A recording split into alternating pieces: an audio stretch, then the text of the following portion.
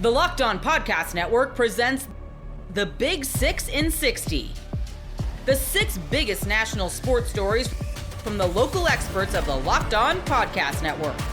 Get the real story, why it matters, what's next, who wins the big game, and more, all in 60 minutes. The Big 6 in 60 starts now with the biggest story in sports. I thought Cam Ward had a very good debut for the Tennessee Titans, but despite that, the disrespect continues. That and more on today's edition of Locked On Titans.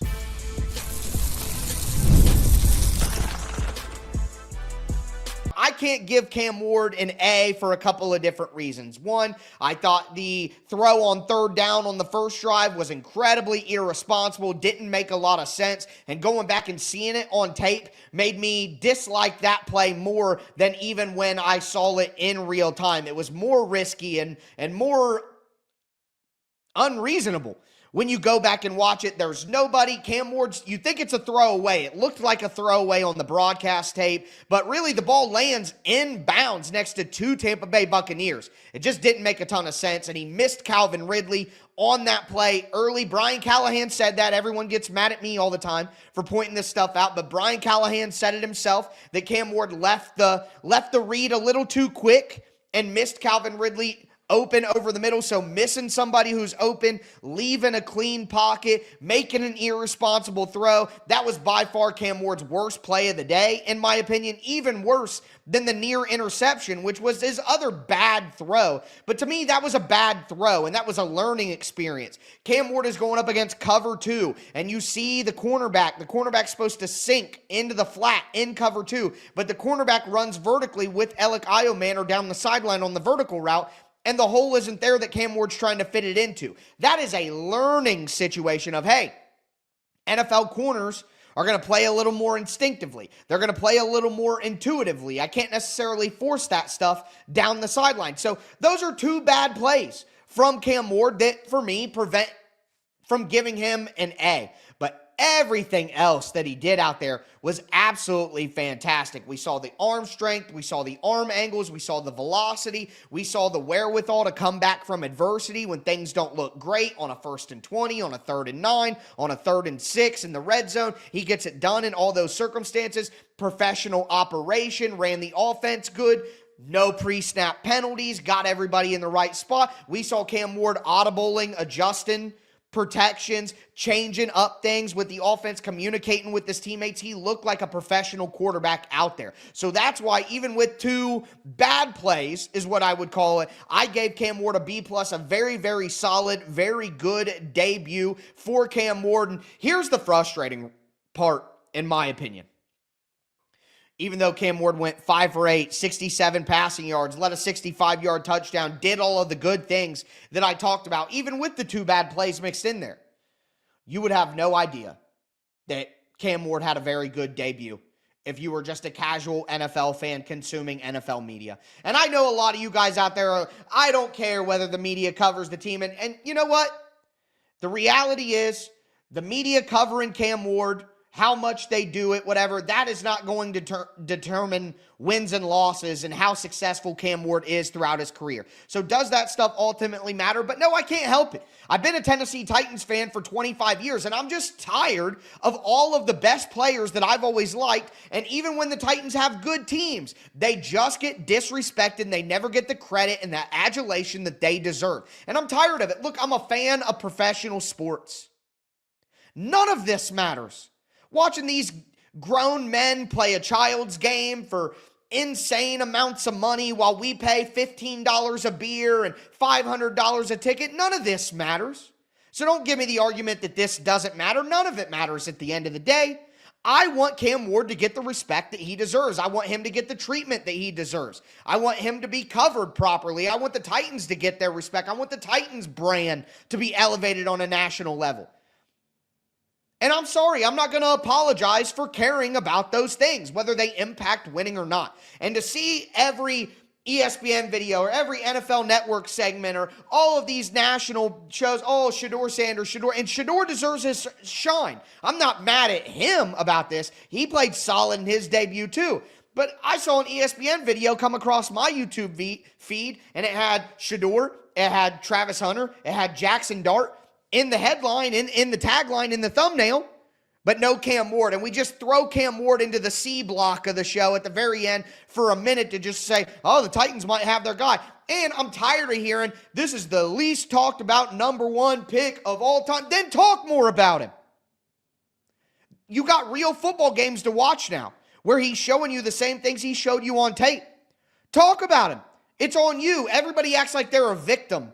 Oh, Cam Ward's the least talked about. Like there's not. Well, if all of you guys who were saying that he's the least talked about number one pick of all time talked about him more, he wouldn't be.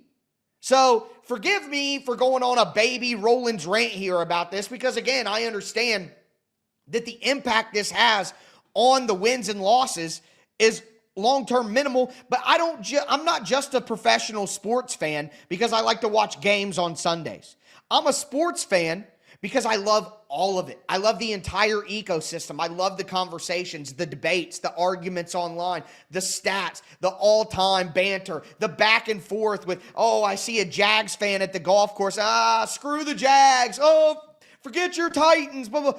All of that, the entire ecosystem of being a sports fan is just as important as the games themselves. That's why we do it. That's why we care, because it's so enjoyable. So forgive me if I'm annoyed that Cam Ward had a really good debut and he's getting pushed to the back page for all these other guys who, quite frankly, don't deserve as much shine as Cam Ward does. But it's not on the players. It's on the coverage. So with that in mind, shout out to Dart, shout out to Sanders.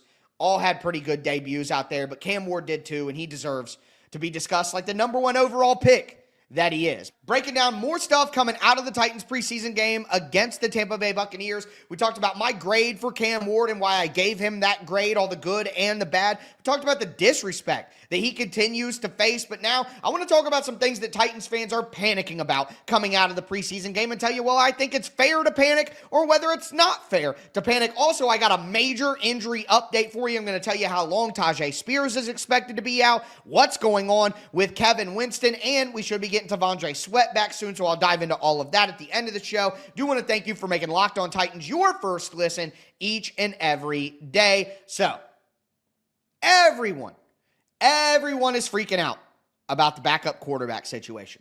Brandon Allen was not very good out there. Tim Boyle was even worse. Okay, Tim Boyle had like a 0.7 passer rating in the game or something like that. They were both not very good. And Titans fans are watching the game and looking at that and saying, oh my God, we have a terrible backup situation. Titans need to go make a move. Titans need to go make a trade. Titans got to bring somebody in. We got to have a better backup situation than that.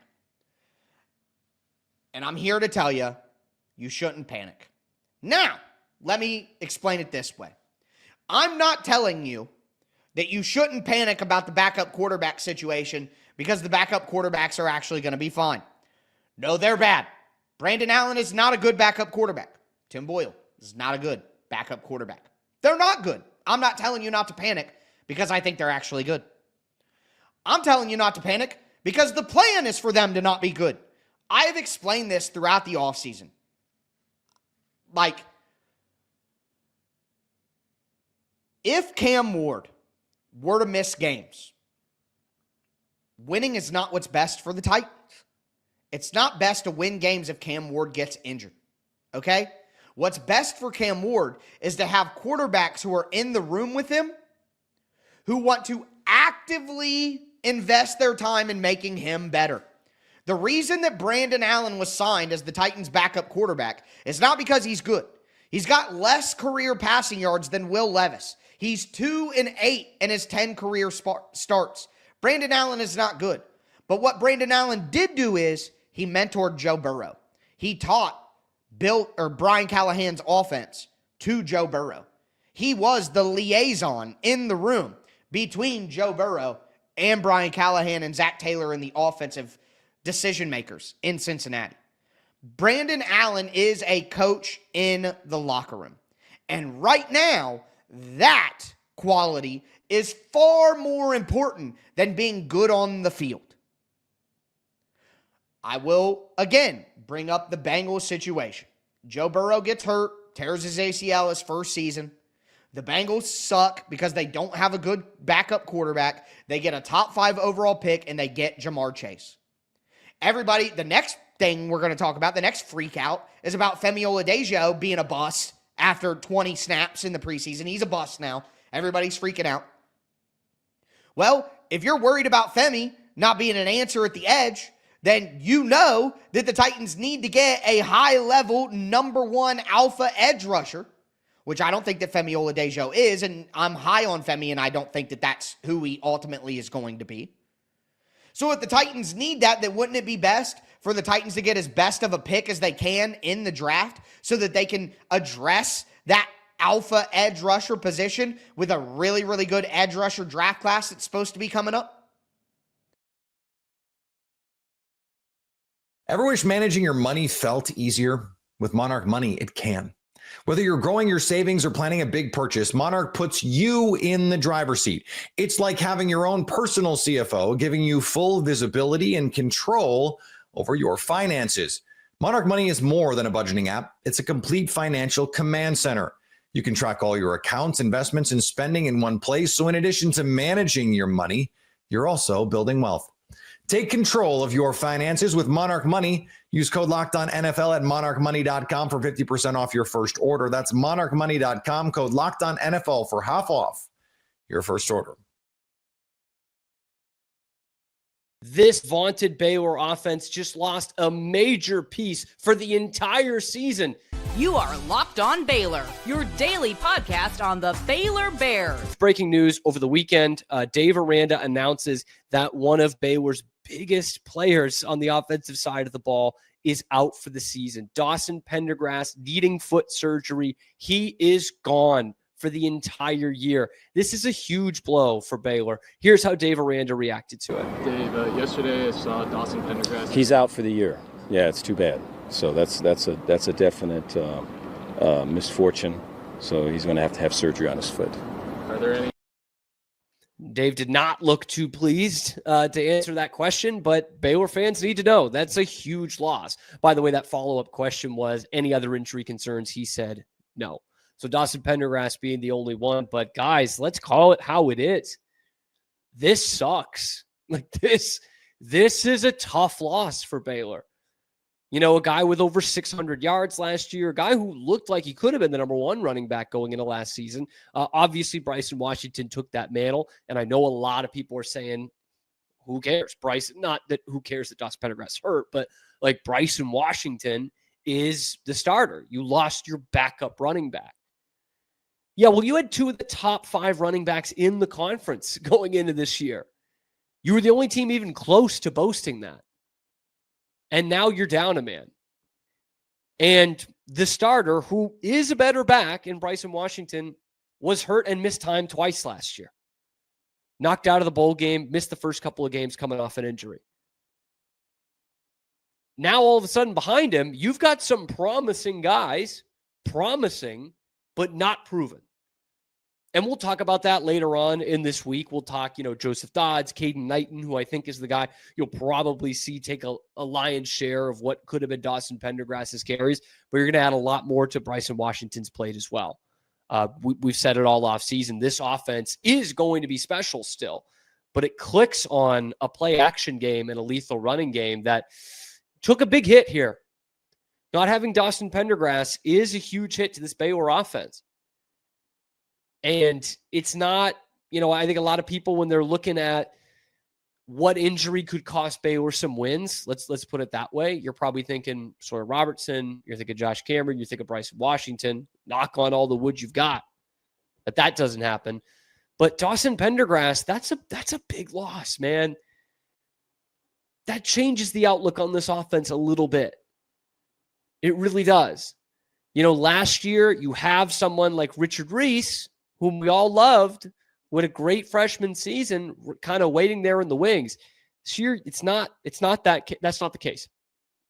And no Dawson Pendergrass is a legit hit to this Baylor team. You're talking about a guy who could bring in a huge change of pace. And I know people say that a lot with guys who come in and get a couple of carries a game. Dawson Pendergrass was going to be more than that. He was a workhorse. He was a little bit of thunder and lightning with him and Bryson Washington. You miss out on that now. All we were talking about this offseason was how good this Baylor team was going to be, barring injuries. Well, here you go. Injury number one, man. And there were rumors about it leading up to that announcement on Saturday night, a little Saturday night news dump for Dave Aranda's press conference after practice. There were some rumblings that somebody on this team was hurt, somebody that was contributing on the offensive side. I know that was coming through some of the Sikkim forums. Like, you're thinking, I couldn't help it. Like, I'm just sitting there thinking, is this what's going to derail Baylor's season? Like, whenever Baylor's had super promising teams since really the last year of Art Briles, it's gotten derailed by one injury or another, whether it be in a bowl game, whether it be, during the season. I think back to my freshman year, that 2015 team was loaded, man. And then Seth Russell gets hurt, and they're never the same team after that. Same thing probably the next year. They lose to UT, go 6-1, and then Seth Russell gets hurt, and the rest of the season is up for grabs. How many times we said Charlie Brewer in the Sugar Bowl, Charlie Brewer in the Big 12 championship game that year in 2019. It's found its way to really putting dents in Baylor seasons in the past, that injury bug. You're talking about a guy who was 5.5 yards a carry last year, 671 as your second running back, 671 yards and 6 touchdowns for your second back, and was one of the only bright spots really on the offense in his freshman year in 2023. He put up 338 yards and 5 touchdowns. That's a big loss, guys. I'm not going to say this derails the season just yet. I'm not going to say that. And I do think there's some promise in that running back room. Some guys are going to have to really kind of grow up early. Caden Knighton, Joseph Dobbs, Michael Turner coming off an injury, another freshman, 2 true freshmen and a redshirt freshman in that group. And that's why these first 2 or so games, maybe first 3, are going to be really interesting. I think Jake Spavital and this coaching staff will know by the time they hit the Auburn game, likely who's going to be taking the load in terms of the carries, like who's going to be taking Dawson's carries. But those first 2 games, like, you're going to have to make a decision. All 3 of those guys I just mentioned, Dobbs and Knighton and Turner, are not going to be active players the whole season. One of them, probably one of the two true freshmen, because Dobbs is just coming off one, is going to be redshirted. So it's like open auditions, first 2-3 games of the season, and oh yeah, by the way, it's against Auburn and SMU and Samford. But 2 legit opponents the first 2 weeks of the season, you're going to have to kind of figure out whose role that is. It's going to be really fascinating, but certainly this is a huge blow to Baylor and their looks towards a Big 12 championship, towards a college football playoff appearance. That's a huge injury right there. And I was so gutted to see it, truly. I mean, obviously, one of the leaders on this team, one of the most likable guys on this team.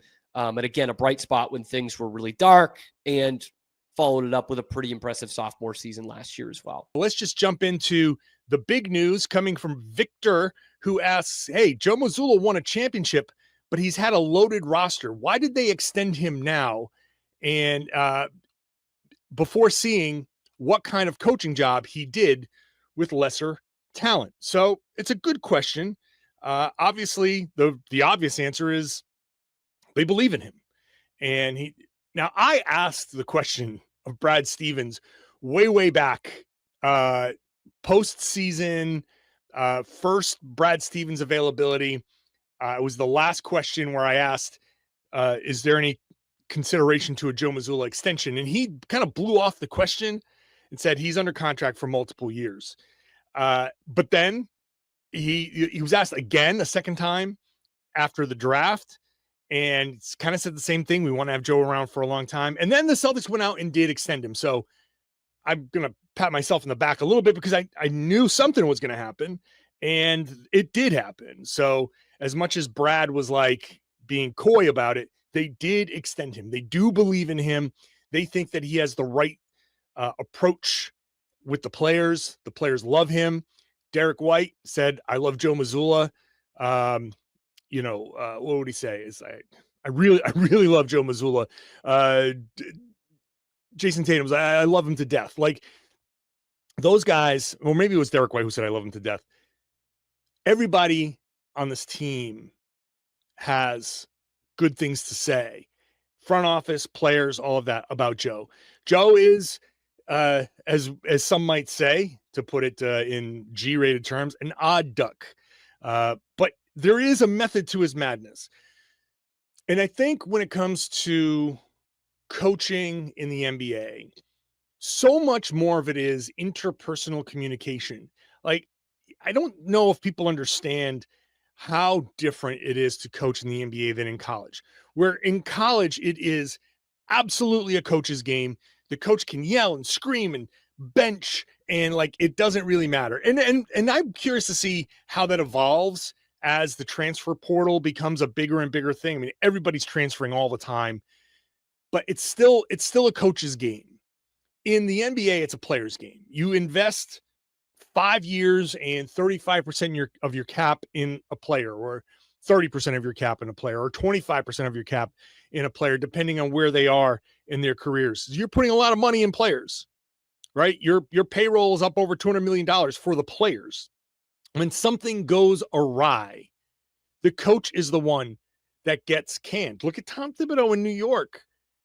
We knew that this thing was coming. We knew that he was going to get fired if they didn't overachieve. And one might argue that they did overachieve, but regardless, that situation shows if the players and the coach aren't really on the same page, then he can go. And the same could happen to Joe at some point. If it's not going well and somebody's saying that his act is wearing thin, let's say, then things can certainly turn for everybody. Every coach gets fired.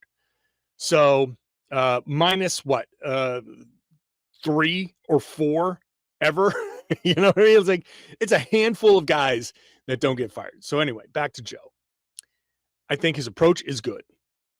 I do think the 3-point stuff is overblown in that we haven't seen the approach with a bunch of non-shooters on the team. You can argue that Tatum and Brown and White and Holiday and Horford, they're all capable 3-point shooters.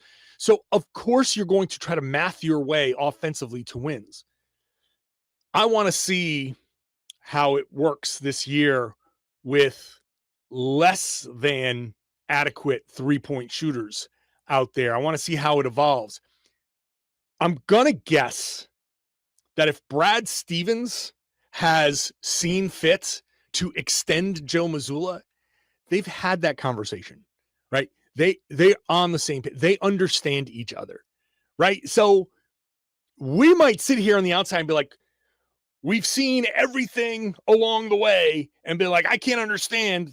I know people are going to be listening and say, I can't understand why you extend him now, right? That's why I got the question.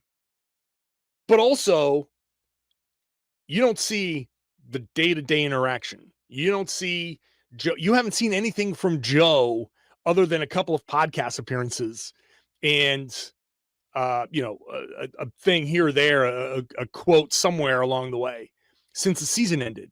But Brad has seen Joe probably 75% of the days that have existed since the season has ended. They talk all the time. So he knows something about what this upcoming season is going to be with Joe. We don't. We're going to see it, but that's why the extension happened. And it's stability. It's consistency. You know, you don't want to be the team that has a new head coach every year. This is the best way forward. And I believe in Joe Mazzulla. I think he's a really good coach. I think he's only going into his 4th season. So he obviously has stuff to learn, things to, ways to mature. He has to probably calm down about certain things. He probably has to tone down maybe the competitiveness a little bit, so he can have a better, I think, long-term handle on things. Maybe like the craziness to win every game might need to tone down and understand that it's a little bit more of a marathon in the moment. So there are definitely things that he needs to evolve, but I think it's a good move. And so congratulations to Joe Mazzulla. Dave asks, you were there to see Jason Tatum walking all over the place. How did he look? Well, Dave, he looked fine. So I was at the Celtics community event in Providence. They're groundbreaking for an early education center at a public housing complex.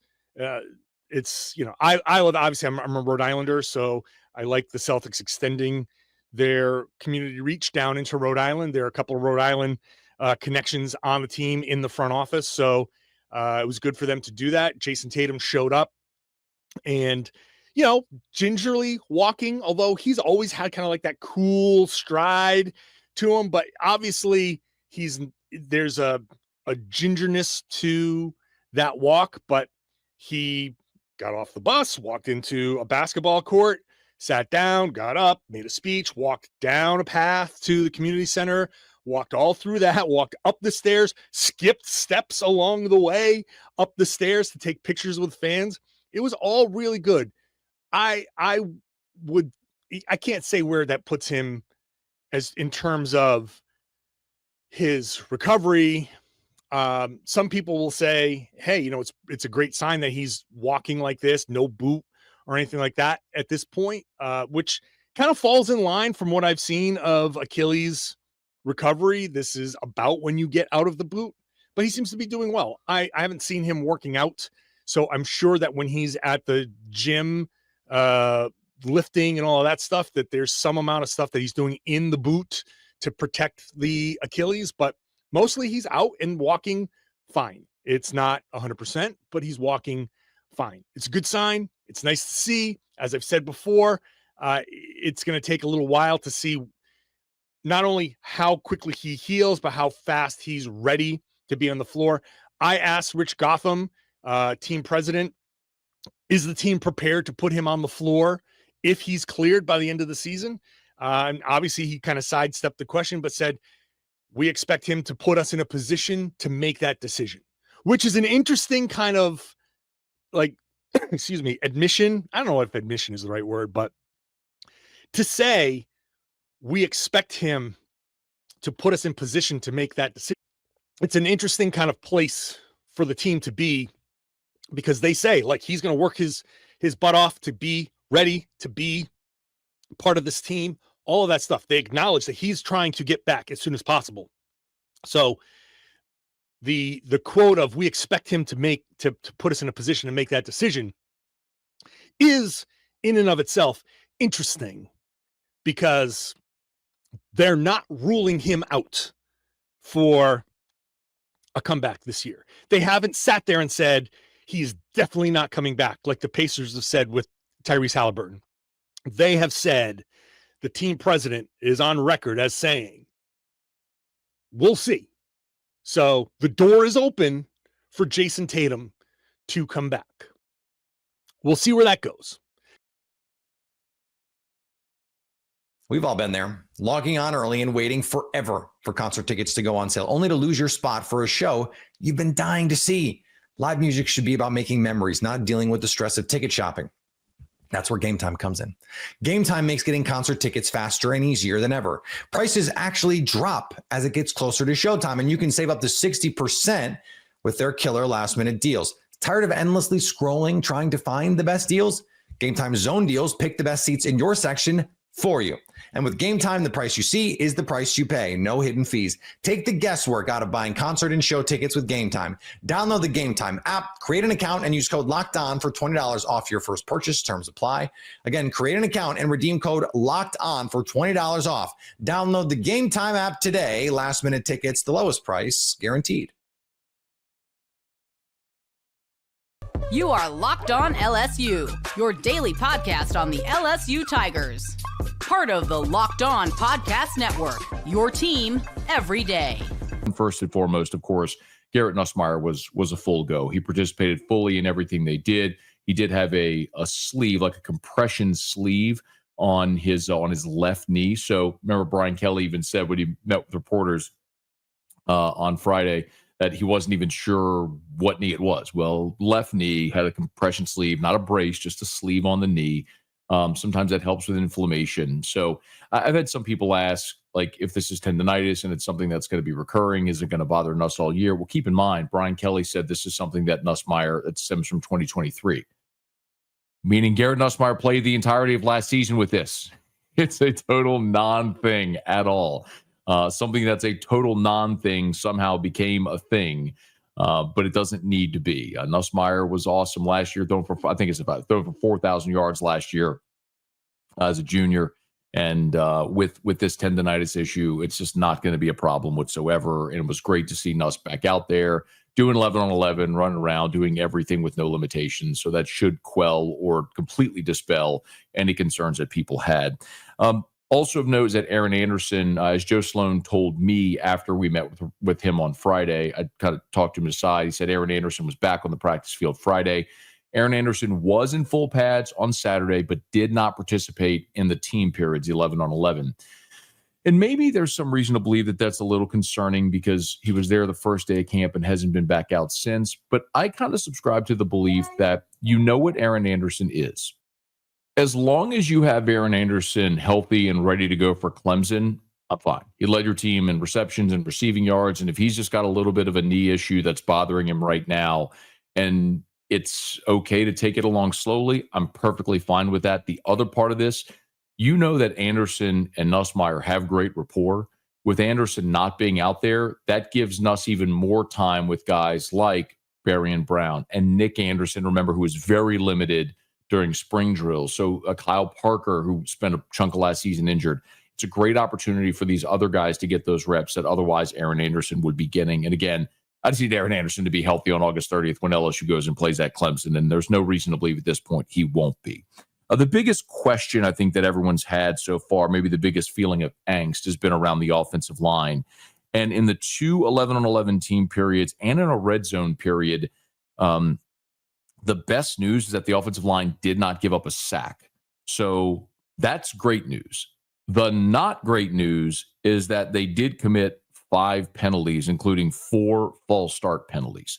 Now, 3 of those false start penalties were by second-team offensive players. 2 against freshman Carius Kern, 1 against Ori Williams. So I'm less concerned that you had 2 penalties against a true freshman and 1 against a redshirt freshman than if it had been with your first unit consistently jumping off sides. Now, the last false start penalty of the day was a little controversial, and it did create a bit of a scuffle at practices, as I was told. And we'll get to that when we go through the 11 on 11 play-by-play. But the bottom line is the biggest takeaway is that the first team offensive line did not allow sacks, did not allow pressures on Nussmeier. The thing that we continue and sort of consistently say is there's talent there on the offensive line. We need to see is them come together as a unit and play as one. And that's a pretty good indicator that it's starting to see some development there. And I would hope that you would start to see some development there among the offensive line the more reps they get together. Juwan Johnson with JT Lindsey, as we did report, JT Lindsey suspended indefinitely after his arrest on Friday. Was not there. Juwan Johnson was seen working with the running backs during the individual period. Remember, to this point, Juwan Johnson in individual periods had been working with the quarterback. So when players go with their position groups, Juwan Johnson exclusively has been going with the quarterbacks. When they've gone team period, we've seen Juwan Johnson do a lot of different things. Line up as a wildcat, line up as a running back, and they're going to find versatile ways to use him. But with no JT Lindsey, they did line up Juwan Johnson at running back in the individual period. Now, I can tell you I did have a conversation with JT Lindsey's attorney, Chris Perrett, who provided an on-the-record statement. And it sure sounds like they feel like this is going to be rectified quickly. I don't want to speak out of turn because I don't know anything more than what we've reported. But we also, if you're meeting this with a degree of skepticism, I don't blame you, because we saw this with Trey Holly a year ago, where it's been a year and a half now, and his case is still not resolved. And that is just a massive disservice to that young man. Whether he's innocent, guilty, whatever may come of it, the fact of the matter is this was last February. The fact that you've gone a year and a half now and still not giving that young man his day in court is atrocious. And so I don't know what to think of what's going to happen with JT Lindsay. It feels like they might be able to rectify this quickly, and hopefully they can, and he's able to rejoin the team. But in the interim, Juwan Johnson's back playing running back, which, remember, he did a year ago. When John Emery tore his ACL, Juwan Johnson moved from defensive back to running back, where he played the remainder of the season. Then in spring, Juwan Johnson moved to quarterback. So he's bounced around a bunch, but again, he played running back all of last year, so that should be a pretty seamless transition in the event that they need him there. Cool that they ran a red zone period, and running through some of the notes of the red zone period, it felt a lot like what we were able to see in the spring game or the spring scrimmage, if you watch that in Tiger Stadium. They did go under center. We did see the Wildcat formation with Juwan Johnson, where Garrett Nussmeier's on the field and sort of flexes out. Multiple creative ways that they lined up with the tight ends, with Trey'Dez Green and Bauer Sharp, corner routes to Trey'Dez Green, flat drag routes to Bauer Sharp. You could just tell that, one of the gigantic problems LSU had a year ago was red zone offense. Typically when you talk about red zone offense, you want to score 100% of the time, right? And last year, LSU was atrocious. I'm trying to get their exact ranking, the national ranking in red zone offense. LSU scored on 83% of their red zone trips. That was 74th nationally. Just for context, Old Dominion led the country, scoring on 95% of their red zone trips. So that's what you want to do. You want to score on north of 90% of your red zone trips, and you want roughly 75% of them to be touchdowns. LSU's touchdown conversion percentage in the red zone a year ago was 56%. That was 94th nationally. So LSU was 74th in converting points, 94th in converting touchdowns in the red zone. They got to get better. They got to get more creative. And you're seeing that with a lot of these formations, which I think is a approval cosign. And the last thing I think really of note, was working with some of the special teams units. And a lot of people have asked how that's looked. Maybe the more interesting thing is it wasn't just that they were working special teams, but they were working distance field goals. Damian Ramos and Aaron Burrell in team periods, both were attempting from 53 and 55 yards. So Ramos was 2 for 3. His one miss hit the crossbar, so it came up just short, but made 2 out of his 3 from 53 yards. Aaron Burrell, who has the massive leg, was just 1 of 4. He missed 2 to the right. 1 was short, but that's obviously just a miss hit because the one he made said it would have been cleared for maybe 65 plus. So Aaron Burrell has a massive leg. And it goes to show you, if you get into those situations where you might need to make something from 55 plus, if it may not be the highest percentage play, but Burrell or even Ramos from 50 plus there give you an option to go kick it when they show the ability to make from 50 plus, as they did. Ever wish managing your money felt easier? With Monarch Money, it can. Whether you're growing your savings or planning a big purchase, Monarch puts you in the driver's seat. It's like having your own personal CFO, giving you full visibility and control over your finances.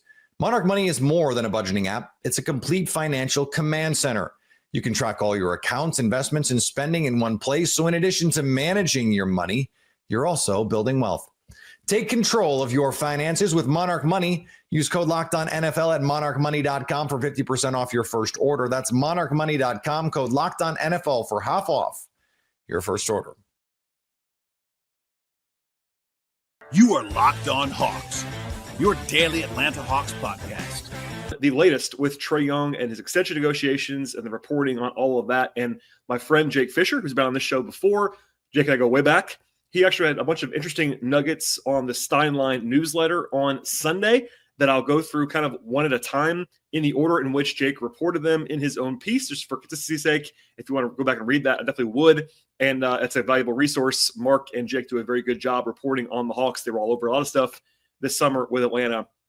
And he led with the reality that the attention basically has shifted to Trae Young around the league after Luka Doncic and De'Aaron Fox got done with their extensions about a week and a half ago now, even as Young was already eligible for an extension, a month and a half ago now, maybe a little bit more than a month now, early July.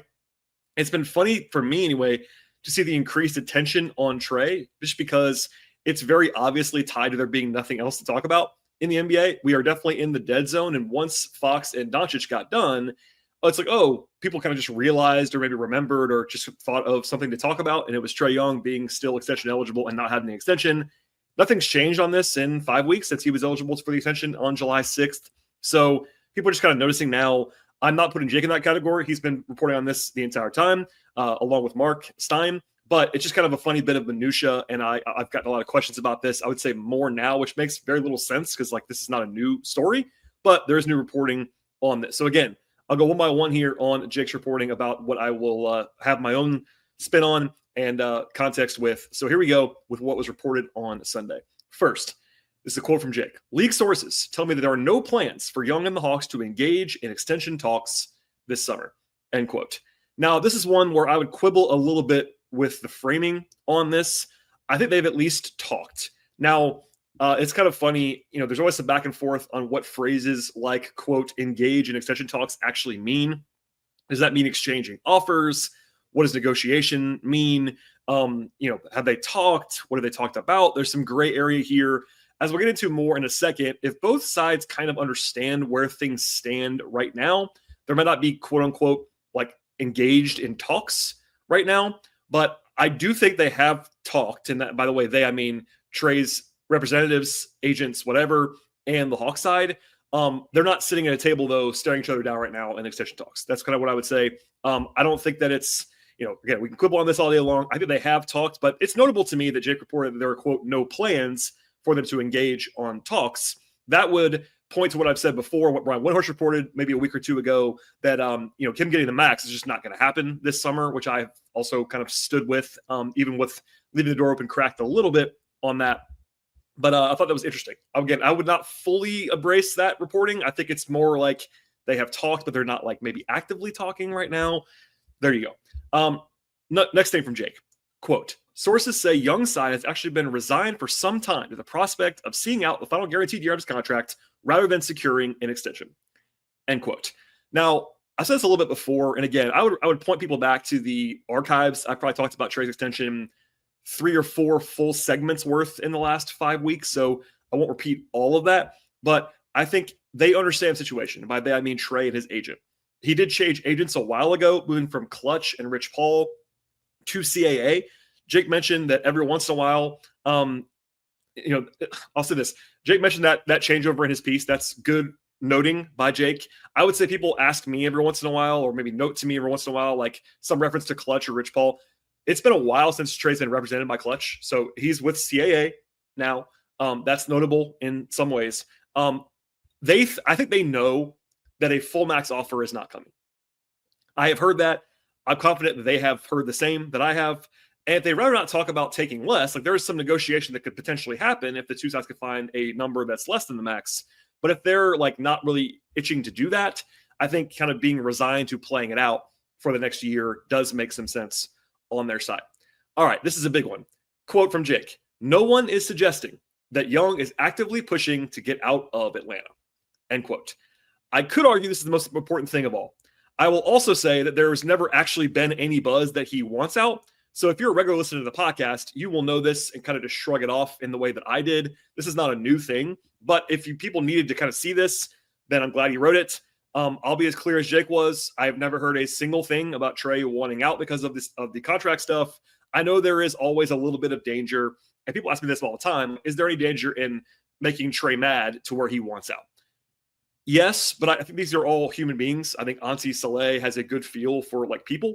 And I don't think that's where we are. Sure, there is a little bit of risk of that, I suppose, if you draw a hard line and kind of be, belligerent about it.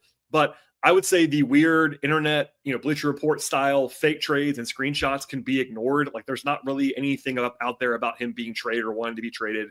The two sides are just kind of like moving on to the summer and moving on to the next season, etc.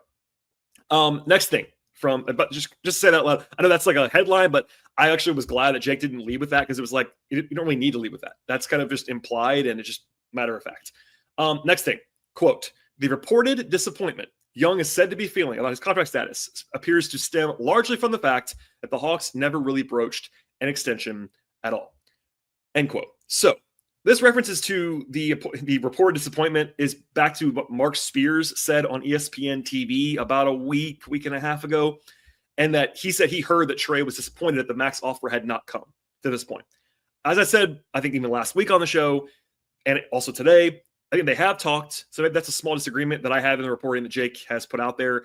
But I'm also confident, again, there's not been a max offer sitting there at any point in time. I do understand totally if there's disappointment on Trae's side, and that's an important bit of nuance. And by the way, I know everyone loves that when I use the word nuance. I think it actually requires nuance. He has played at a max level. I said it before. I'll say it again. I've outlined that even last week in comparison to De'Aaron Fox. I think Trae could earnestly look in the mirror and say he is younger than De'Aaron Fox and better than De'Aaron Fox, and it would be pretty natural for him to wonder why he doesn't have that same offer coming from the Hawks. Without going through all of it again, like I did last week, I will say the Hawks are in a different spot than the Spurs. Also, the Spurs, I think, pretty clearly committed to do this a year ago, or maybe 6 months ago when they traded for De'Aaron Fox. And I think that's a bad idea to give him the full 5-year max, and the Hawks don't have to just do it because they did it, basically. But regardless, I think that was a bad idea to give Fox that deal. And going back to Trae, like I understand disappointment. I really do. I also think Trae is a pro, and we'll get into that more in a second when it comes to the rest of this. Next quote from Jake. Young is confident, sources say, in his ability to lead the Hawks back to the playoffs, which could prove to be a meaningful inflection point for both Atlanta and Young himself to hold extension talks. End quote. So from everything I've heard, Trae likes the Hawks and the team they have now. I think that's very reasonable from him to think. It's the best roster the Hawks have had in about a half decade at this point, and their best chance to win at a high level since that conference finals team, which was, again, almost 5 years ago at this point. Obviously, a lot has to go right. You need Porzingis to be healthy. You need Trae to stay healthy, honestly. You need Jalen to be healthy. You need steps forward from guys like Dyson and Zach and Onyeka, but they have real talent. The projections, these smart people, people smarter than I am about, in Las Vegas, people that do models and all of that. Everyone kind of points like this is a talented roster that the Hawks have. And of course, the East is very much open beyond Cleveland at the top. And I would say maybe New York is kind of in trenches after last season. After that, it's very open. And I think the Hawks could reasonably believe they have a top 3 team in the Eastern Conference. Whether they are or not, we'll see. But if things go right, there's reason to believe, if you're Trae Young, that you have some confidence in your roster. And last thing on the reporting, then we'll come back to a little bit more on this. From Jake, quote, I'm told another reason for Atlanta and Young's mutual optimism about next season. The strong relationship that the 26-year-old Young has forged with Quinn Snyder, end quote. This is not really new, but I'm glad Jake included it because it's important to point out Trae really likes Quinn and Quinn really likes Trae. And that does matter. These are the front office stuff matters a lot, but day to day, player and coach matters much more to the vibes than player GM or player front office does, player ownership, all that stuff. It also ties back to something I've said before in the last couple of years, and that Trae's maturity and his growth as a leader, as a face of the franchise guy, has been honestly cool to see, but also like notable from a team building standpoint. He's an adult now. He's got kids. Like he's an adult. It is what it is. Like when he came in at 19 years old, he was immature. I think he would probably admit that now. And it was a big ask for him. But now he's like just much more of a, seasoned pro. He's been invested in guys like Zach and guys like Dyson and Onyeka, et cetera. He's been doing the little things to kind of signal that he's bought into what the Hawks are doing. And importantly, he played the way that Quinn wanted him to play it last year, which led to him leading the league in assists. And I know he didn't shoot the ball that well, but still, like I think he played very well last year. And that should happen again. He buys it. He says the right things, so does Quinn. But Trae, he's not the kind of guy that just says things to say them. Like he will say what he thinks, and he's saying the right things about Quinn. So having buy-in with the coach and the best player is you you want to have that, obviously, but it's an important thing. It's sort of organizationally and a good sign overall. So that is worth noting. And, with Quinn on board, I know Trey has this rep that's honestly been outdated for very long now, but like people make the caricature of Trae Young as like a coach killer or whatever. Like he's not that. I know that him and Lloyd didn't like super get along by the end, but Trey and Quinn, and even Trey and Nate were fine. Like Trey and Quinn have gotten along. He's bought in. And I think that all matters organizationally to what is going on here with the Hawks. We've all been there, logging on early and waiting forever for concert tickets to go on sale, only to lose your spot for a show you've been dying to see. Live music should be about making memories, not dealing with the stress of ticket shopping. That's where Gametime comes in. Gametime makes getting concert tickets faster and easier than ever. Prices actually drop as it gets closer to showtime, and you can save up to 60% with their killer last-minute deals. Tired of endlessly scrolling, trying to find the best deals? Gametime Zone Deals pick the best seats in your section for you. And with Gametime, the price you see is the price you pay. No hidden fees. Take the guesswork out of buying concert and show tickets with Gametime. Download the Gametime app, create an account, and use code LOCKEDON for $20 off your first purchase. Terms apply. Again, create an account and redeem code LOCKEDON for $20 off. Download the Gametime app today. Last minute tickets, the lowest price guaranteed. There was major movement in the quarterback battle on Sunday. You are Locked On Chargers, your daily podcast on the Los Angeles Chargers. Part of the Locked On Podcast Network, your team every day. In the first preseason game, Trey Lance showed us the ability to have some touch and to be able to impact the game with his arm.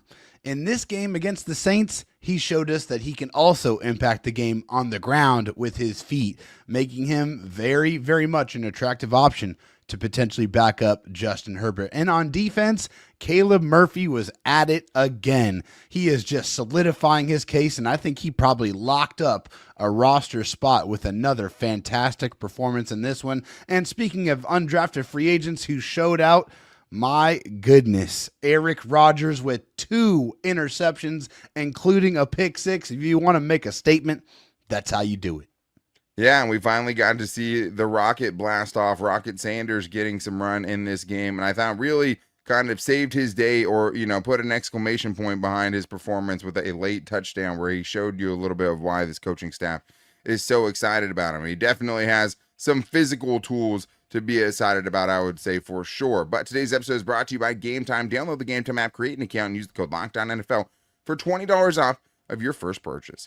David, there's a lot of moving and shaking after most preseason games, but I think one of the bigger position battles on this team is at the backup quarterback position, and we didn't necessarily think so, right? We, didn't see the Trey Lance signing coming when it happened, and ever since then, I think he's basically done everything he can to show that he should be the backup quarterback on this team. But the biggest difference between this week and last week is we got to see Taylor Heineke this week. He's the one that went out with the starting offense. He got a few drives, couldn't get anything going, and it was Trey Lance that ended up being the better of the quarterback, had the offense moving most consistently on the day, which is just driving Brandon Staley crazy, of course. And also, just like you said, it was the ability to run. I mean, you look at his passing numbers, it's not going to be anything that woos you. 7 of 14, 55 yards, a passer rating of 60.1. Even with that, he still had major movement in this quarterback battle because when he needed it, he could rely on his legs that picked up several first downs and a touchdown.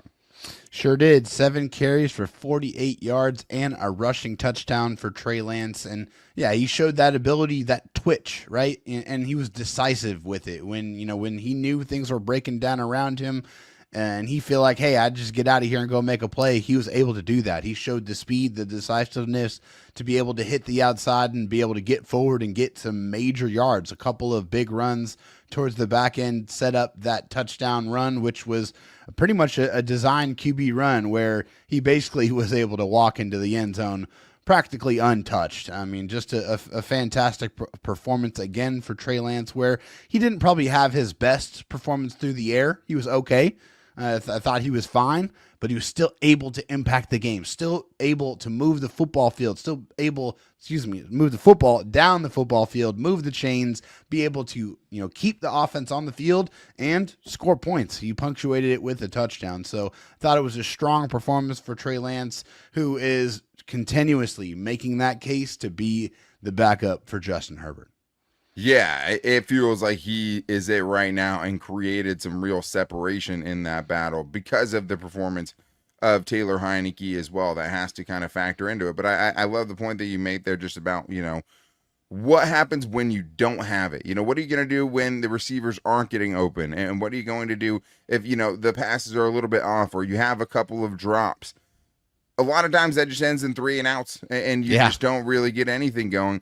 But with Trey Lance, several times on big third downs, when things broke down, when nobody was open, he used his legs and picked up key and crucial first downs. And we've talked about it before that we believe that Greg Roman wants a dual threat quarterback as his backup like he had in Baltimore with Tyler Huntley, where he's able to kind of keep the ship afloat with Lamar Jackson out. You get that with Trey Lance. And after really a kind of whatever rushing performance, he didn't really run at all in the first game, which was kind of, you felt like he had to. Showed he could do it with the arm, like you said. And this week he showed you, hey, I can, when things aren't great, make it work with my legs and then, impact the game that way. But do have to talk about Taylor Heineke. We knew he was going to get the start in this one. They kind of sent a weird message by not playing him last week. It was kind of like, where do you feel like he is in this? Is he so kind of ahead in the quarterback situation that you don't feel like you need to see him in that first game? Well, he got his chance to kind of make his first statement of the offseason to be the backup quarterback, David, and it didn't go up. I mean, he made a statement, just not the type of statement that he wanted to make. That's true. Right? That is true. 1 of 5, only completing 1 pass for 8 yards, and he just wasn't very accurate. I think one of the things that really stood out to me is he missed a wide open Tyler Conklin. That would have been a big play. I mean, probably at least 20 yards down the football field, and he just didn't look comfortable. It was inaccurate. And, it was not a very strong performance for Taylor Heineke. He got a couple of drives, just didn't seem like he was able to move the offense down the field, and that's not good. And obviously this is a guy who has a ton of experience, in the past, but I don't think this is a guy that should be held out of preseason games, especially after that performance. Like, he's going to have to come back and really show that, hey, this was the anomaly here. This was the blip on the radar. This is not the status, this is not how it's going to be going forward. He has to definitely erase this one with the spectacular performance, because he can see right now that his job is definitely slipping away.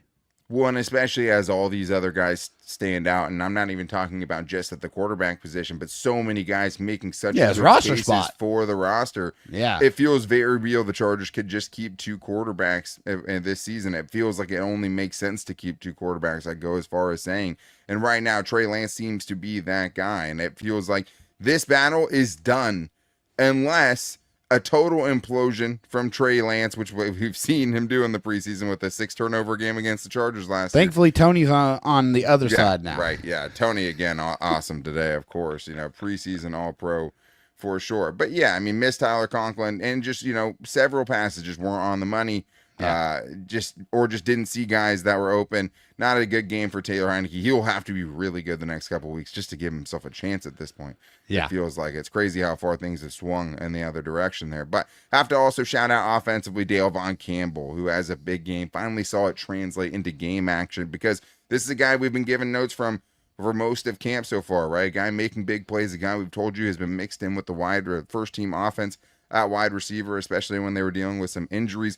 A big, fast outside receiver who Jim Harbaugh said caught the most go balls so far in training camp, and that's what the big play was today. He leads the team, 3 catches, 63 yards, also tacks on a contested catch in the end zone for a 2-point conversion. Man, so cool. These are the great stories you look for every year, and Dale Von Campbell finally put his name on the map with a big game performance. Yep, and it was punctuated with that big 51-yard reception from DJ Uiagalelei. So that was really tracking too. Really fantastic, really fun, really exciting. And for Delvon Campbell, whenever you're looking at guys to bring in from your undrafted free agency, right, you're looking at guys that have unbelievable traits, right? Something that you think you can take and you can mold and you can utilize, right? And just see what they can do with some training, with some coaching. Delvon Campbell, 6'4", 220 plus with, great speed. All he's been doing throughout training camp is making those type of plays, using that size that, God has given him to really be able to out-jump people, to be able to go up and get the football and impose his will. And if he keeps doing that, man, he's going to be able to at least put himself on the radar for a practice squad spot. I just think, man, this Chargers wide receiver room is just unbelievably hard to be able to crack with the way things have set up so far. But, hey, keep making plays and anything can happen. Yeah, he's playing for a job, whether it's with the Chargers or someone else. But I'd say he's the prime wide receiver to get that training camp spot, at least, or that practice squad spot right now. I mean, look at him and Brendan Rice, right? Both had deep balls they had to track down the field, and both had opportunities to make a big play. And Devon Campbell's the one that came up with it, right? But also had, more than half of the team receiving yards in this game because of that big 51-yarder. And DJ Uiagalelei is has thrown like 3 passes, but it's like been perfect so far in his very short preseason career. But I'll take it.